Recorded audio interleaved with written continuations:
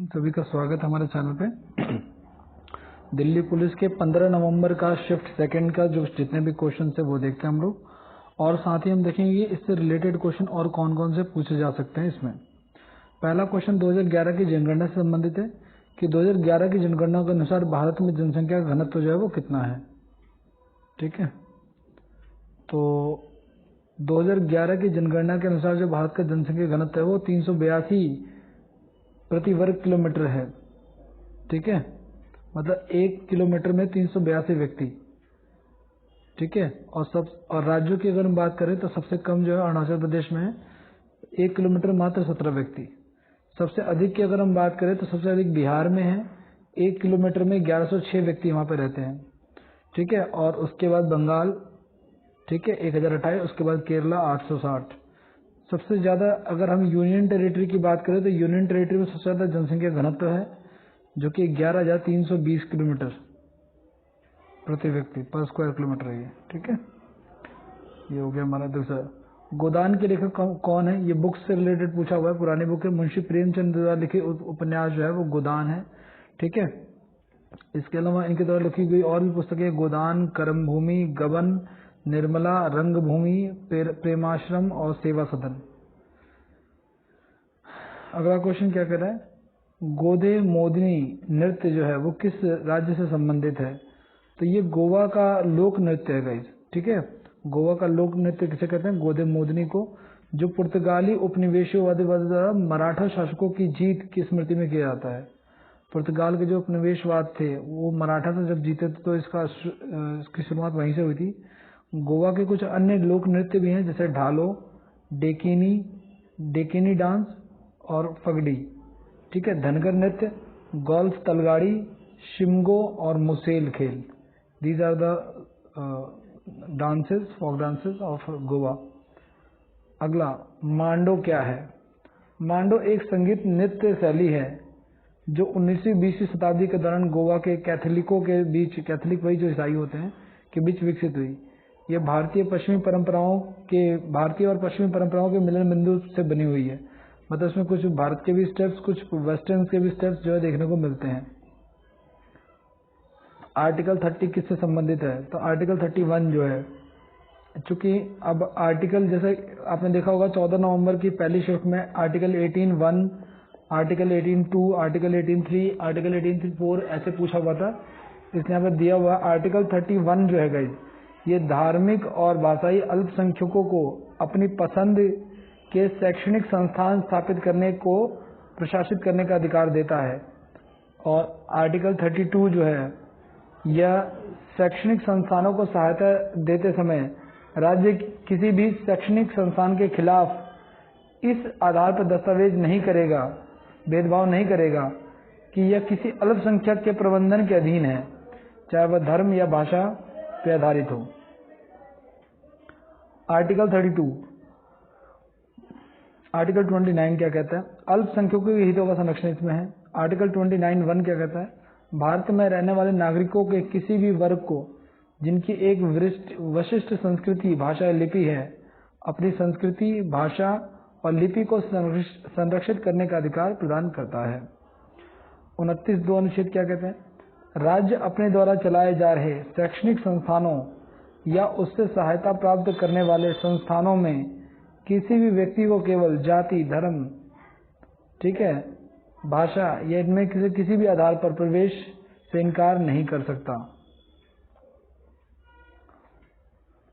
Sodium bicarbonate का रासायनिक सूत्र क्या है, तो NaHCO3 जो है इसको बेकिंग सोडा भी कहा जाता है। सोडियम बाइकार्बोनेट को जो है बेकिंग सोडा भी कहा जाता है। ठीक है, इसके अलावा गाइस बुझे हुए चूने का जो रासायनिक सूत्र है उसको कहते हैं कैल्शियम ऑक्साइड, CaO। चूने का जो पानी होता है गाइस, लाइम वाटर, इसको कहते हैं CaOH2, बुझा हुआ चूना। ठीक है, कैल्शियम हाइड्रोक्साइड होता है, CaOH2, सेम एक ही चीज़ है, चूने का पानी या बुझा हुआ चूना। इसमें कुछ और भी नाम दिए हुए हैं। साधारण नमक को सोडियम क्लोराइड कहते हैं, NaCl। धोने का सोडा जो होता है आपका, ठीक है, Na2CO3 10H2O। सुहागा का जो केमिकल फॉर्मूला है वो ये है ठीक है, Na2B407O7 10H2O। लाल दवा का फॉर्मूला ये है, शोरा का फॉर्मूला KNO3 है, जिप्सम का फॉर्मूला CaSO4 2H2 है। चौक जो होता है ना, जो हम बोर्ड में वगैरह में यूज करते हैं, तो इसका CaCO3 है। बेकिंग सोडा NaHCO3 ये आ चुका है। कास्टिक सोडा NaOH है। फिटकरी का जो है वो ये है सूत्र, बहुत इंपॉर्टेंट है, काफी बार आ चुका है एग्जाम्स में। कास्टिक सोडा KaOH है। विरंजक चूर्ण CaOCi है। Plaster of Paris CaSO4 half H2O है, और संगमरमर का है CaCO3। तो ये कुछ ऐसे इंपॉर्टेंट चीजें जिनका केमिकल फॉर्मूला यहाँ पे लिखा हुआ है। अगला क्वेश्चन पूछा हुआ किताब से रिलेटेड, बुक से रिलेटेड 2 क्वेश्चन इसमें पूछे गए हैं। वाई मथीव्स, ये जो किताब है इसके ऑथर जो है वो शहीद आजम भगत सिंह हैं, जिन्होंने 1930 में लाहौर के सेंट्रल जेल में इसको लिखा था। ठीक है, अगला, मृदगम के प्रमुख वादक कौन हैं? तो ये सारे के सारे मृदगम के वादक लिखे हुए हैं। केवी प्रसाद, SB राजराव, उमालेपुरम शिवरामन, पालघाट मणि अय्यर, कराईकोडी R मणि, पालघाट रघु, ठाकुर भीकम सिंह और जगदीश सिंह। हरिसेन किसके दरबारी थे? हरिसेन जो थे वो किसके दरबारी थे? तो कालिदास। ठीक है, विक्रमादित्य के दरबारी थे। बाणभट्ट जो थे वो हर्षवर्धन के दरबारी थे। बाणभट्ट की रचना थी हर्षचरित कादंबरी। चंद्रबरदाई जो थे वो पृथ्वीराज चौहान के राज दरबार में थे, इनकी रचना थी पृथ्वीराज रासो। अमीर खुसरो जो थे ये मुख्य रूप से अलाउद्दीन खिलजी के दरबार में थे, हालांकि ये 7 अलग अलग सुल्तानों के दरबार में रहे हैं। रवि कीर्ति जो थे वो पुलकेशिन द्वितीय के उसमें थे, दरबार में थे। इन्होंने इहोल शिलालेख का निर्माण किया। अश्वघोष कनिष्क के दरबार में, वसुमित्र नागार्जुन, अमर सिंह चंद्रगुप्त सेकंड, भवभूति यशोवर्मन।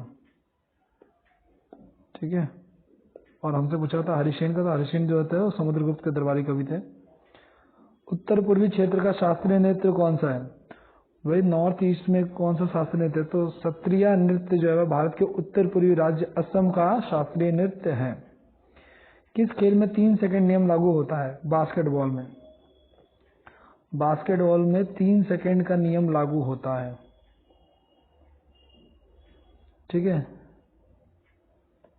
3 सेकंड का उल्लंघन, जिसे लेन उल्लंघन या 3 इन द की के रूप में भी जाना जाता है। ग्राम न्यायालय अधिनियम कब पारित किया गया था? ग्राम न्यायालय अधिनियम जो है वो 2008 में केंद्र सरकार द्वारा पारित किया गया। ठीक है, और ग्राम न्यायालय अधिनियम 2009 से लागू हुआ, 2 अक्टूबर 2009 से लागू हो गया। उद्देश्य ग्राम आबादी को उनके दरवाजे पर सस्ती और त्वरित न्याय प्रदान करना था। इसमें पंचायत स्तर पर दीवाने या फौजदारी के समान मामलों में सुनवाई करके नागरिकों को त्वरित इलाज प्रदान कराना या उपलब्ध कराना था। नीलकंठ महादेव मंदिर कहाँ स्थित है? मंदिरों से रिलेटेड ये स्ट्रैटेजी का क्वेश्चन है। तो ये गढ़वाल ऋषिकेश उत्तराखंड में स्थित है। कहा जाता है भगवान शिव ने इसी स्थान पर समुद्र मंथन से निकला हुआ विष ग्रहण किया था। नीलकंठ महादेव मंदिर। मुगल काल में पंचायत के मुखिया को क्या कहा जाता है? पंचायत के मुखिया को मुकदम कहा जाता है। ठीक है, मुगल काल की बात हुई है। वजीर जो था वो प्रधानमंत्री के रूप में सम्राट के पास कार्य करता था। दीवान जो था वो बेसिकली अकबर ने वजीर के एकाधिकार को समाप्त करने के लिए इस पद की स्थापना की थी। ठीक है, दीवान शब्द।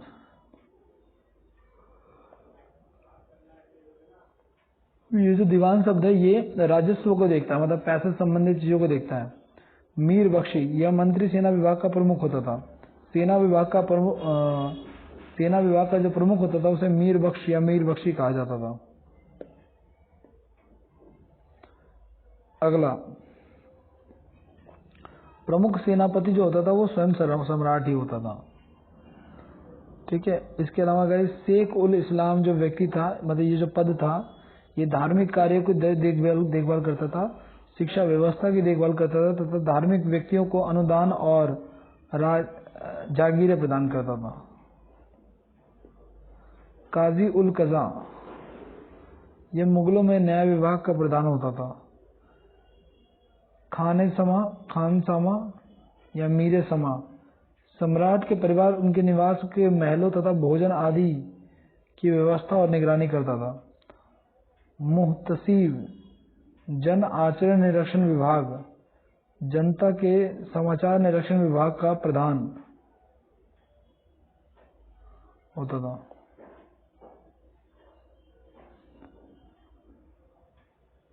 भारत के 12वें प्रधानमंत्री कौन थे?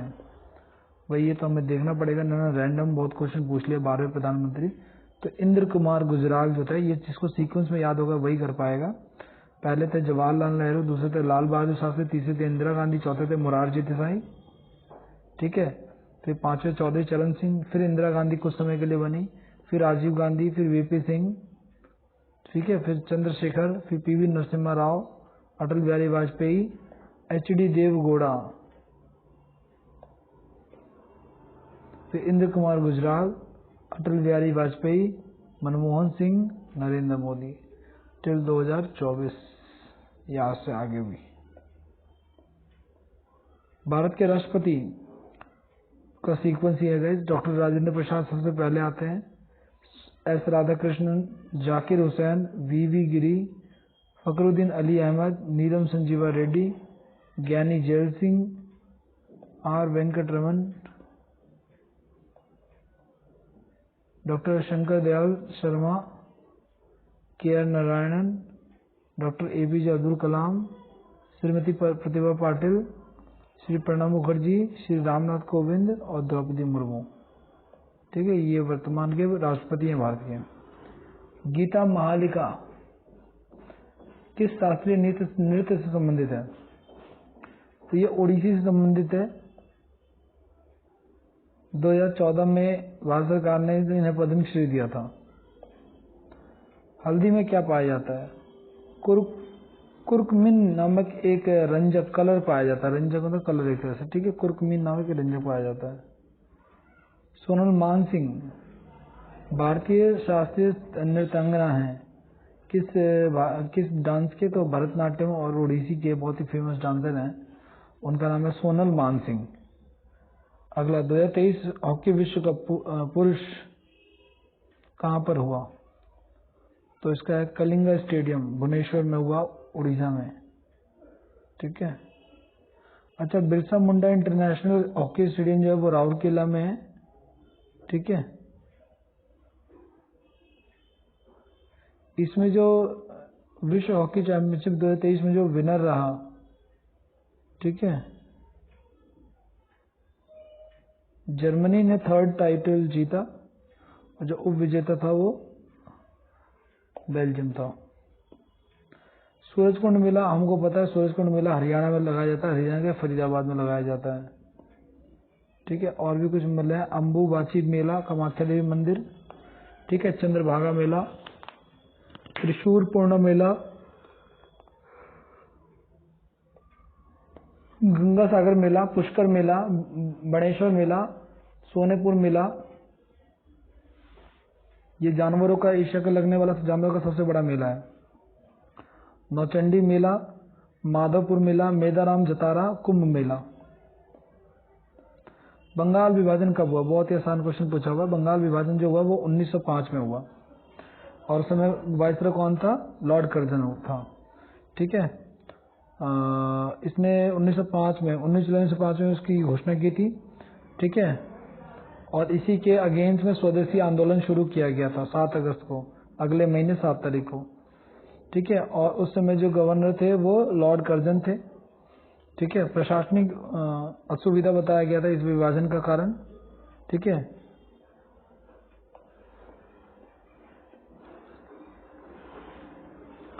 सर्वाधिक पुरुष साक्षरता किस राज्य में है? केरल में। सबसे ज्यादा पुरुष जो है, महिलाओं और पुरुष के बीच में जो गैप है वो सबसे ज्यादा केरल में है। अगला क्वेश्चन, महिला साक्षरता केरल में सर्वाधिक है, और लक्षद्वीप में सबसे ज्यादा पुरुष जो है ना वो सर्वाधिक शिक्षित हैं। उसके बाद मिजोरम है, यहाँ पे केरल सेकेंड नंबर पे। सबसे कम पुरुष साक्षरता दर जो है वो बिहार में है, और सबसे कम जो है वो राजस्थान में है। 2011 में भारत की साक्षरता दर जो है इतने, मतलब लगभग 74% लोग जो थे वो साक्षर थे। 2011 की जनगणना के अनुसार 2011 की जनगणना के अनुसार पुरुष साक्षरता दर जो है इतनी थी और महिला इतनी थी। अच्छा, सबसे कम पुरुष साक्षरता किन दो राज्यों में? ये क्वेश्चन भी देखो रिपीटेड आ गया। सबसे कम तो बिहार में ही है, और उसके बाद जो नंबर आता है वो आंध्र प्रदेश का आता है। भारत में योजना आयोग का प्रथम अध्यक्ष कौन था? तो भैया योजना आयोग का अध्यक्ष जो होता है वो प्रधानमंत्री ही होता है, ठीक है, प्लानिंग कमीशन का। तो वो प्रधानमंत्री हमारे पहले थे पंडित जवाहरलाल नेहरू। इसकी स्थापना जो है वो 15 मार्च 1950 को हुई थी, ठीक है। इनके जो पहले डिप्टी चेयरमैन थे वो थे गुलजारी लाल नंदा। अंतिम डिप्टी चेयरमैन जो थे वो मोंटेक सिंह आहलूवालिया थे। 13 अगस्त 2014 को योजना आयोग खत्म कर दिया गया और इसकी जगह पर नीति आयोग का गठन कर दिया गया। नीति आयोग का गठन 1 जनवरी 2015 से हुआ। फर्स्ट चेयरमैन इसके नरेंद्र मोदी हैं। अरविंद पनगड़िया जो इसके पहले नीति आयोग के अध्यक्ष थे, ठीक है।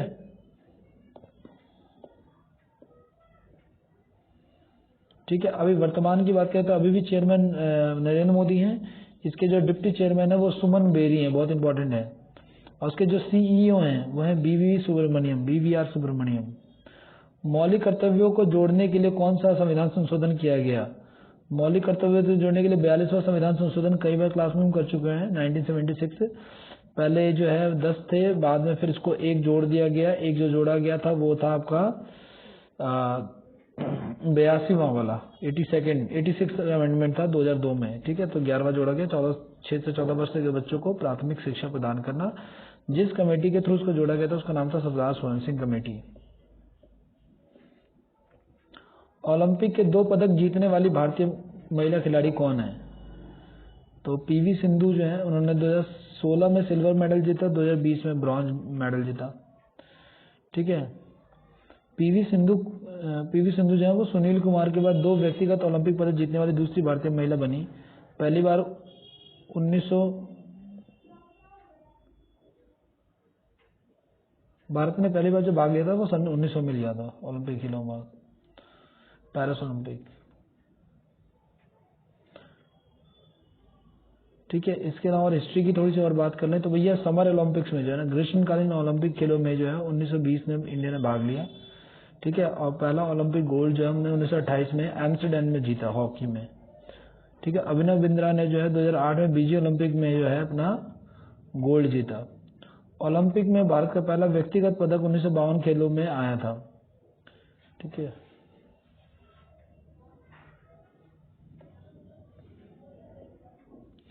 टोक्यो ओलंपिक 2020 में जो भारत ने पदक जीते उसका हिसाब किताब है।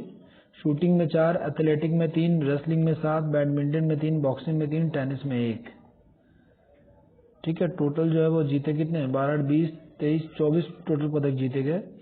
13 ब्रॉन्ज, 3 सिल्वर, 1 गोल्ड और 8 गोल्ड, 1 सिल्वर, 3 ब्रॉन्ज, टोटल 12 पदक जीते गए। यस, टोटल जो जीते गए वो 12 पदक जीते गए, ये टोटल लिखा हुआ है। टोक्यो ओलंपिक में टोटल 35 मेडल जीत गए। बैडमिंटन में भारत का पहला ओलंपिक जो है साइना नेहवाल ने जीता। ओलंपिक पदक जीतने वाली पहली भारतीय महिला कर्णम मल्लेश्वरी, बहुत इंपॉर्टेंट क्वेश्चन है। ओलंपिक पदक जीतने वाली पहली भारतीय महिला कर्णम मल्लेश्वरी जो है, बहुत इंपॉर्टेंट क्वेश्चन है, ठीक है। ओलंपिक पदक जीतने वाली भारत की पहली महिला पहलवान जो था वो साक्षी मलिक थी।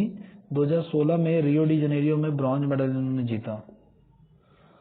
और ओलंपिक के पदक जीतने वाले प्रथम भारतीय एथलेटिक्स जो थे वो नीरज चोपड़ा थे, ठीक है। इन्होंने 2020 के टोक्यो ओलंपिक में इतने मीटर का थ्रो किया 87.58 का, ठीक है। और gold silver medal I think शायद जीता था, शायद गोल्ड जीता था, गोल्ड, ठीक है।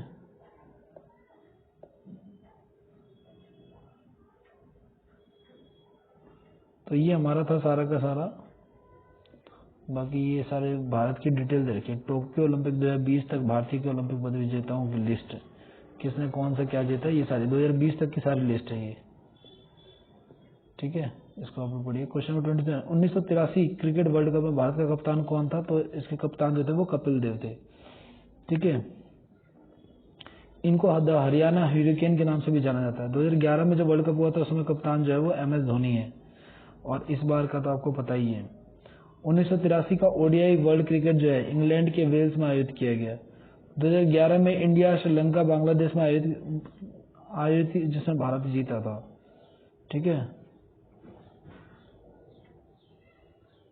मतलब 2011 का जो वर्ल्ड कप था वो इंडिया वर्सेस श्रीलंका था, जो कि बांग्लादेश में हुआ था, और इसमें भारत जीता था। 1987 में भारत और पाकिस्तान के बीच में जो है क्रिकेट मैच हुआ था। ठीक है, 2023 में जो क्रिकेट मैच वर्ल्ड कप हो रहा है वो भारत में होगा। ठीक है ना, अभी जो चल रहा है, अभी सेमीफाइनल तो जीत ही चुके हैं। ठीक है, 2031 में जो वर्ल्ड कप होगा वो भारत या बांग्लादेश में किसी एक में होगा।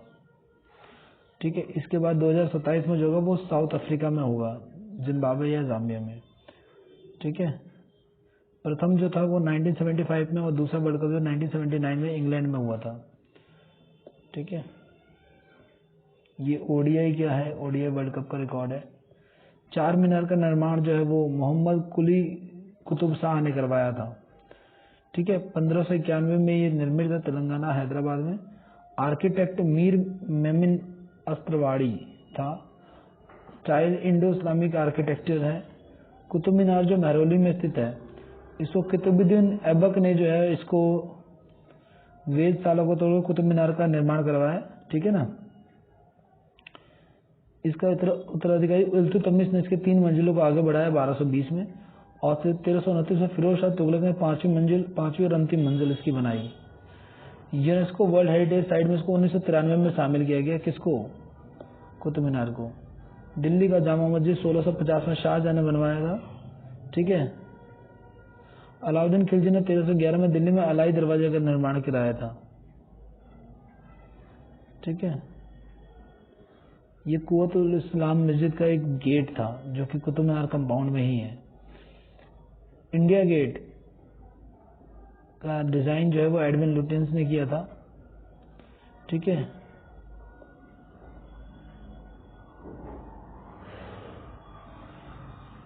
गेटवे ऑफ इंडिया को जो है ये बहुत इंपॉर्टेंट है। गेटवे ऑफ इंडिया जो मुंबई में है उसके जो वास्तुकार हैं वो जॉर्ज विटेट है। इसका जो निर्माण है वो जॉर्ज पंचम के आने की खुशी में 1913 में किया गया था। उद्घाटन 1924 में हुआ।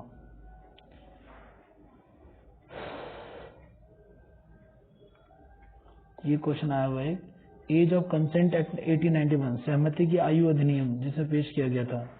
सर एंड्रयूज कोबल ने इस बिल को विधान परिषद में पेश किया।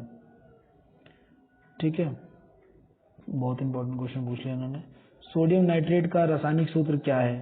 तो NaNO3। दूध में कौन से तत्व मौजूद होते हैं? Calcium, magnesium, phosphorus, potassium. Vitamin C याद रखना, विटामिन सी मौजूद नहीं होता। ये क्वेश्चन भी आया होगा कि कौन सा नहीं होता है। ठीक है, किस राज्य में 2 रेलवे जोन है? तो उत्तर प्रदेश, महाराष्ट्र और पश्चिम बंगाल, तीनों में ही 2 रेलवे जोन है।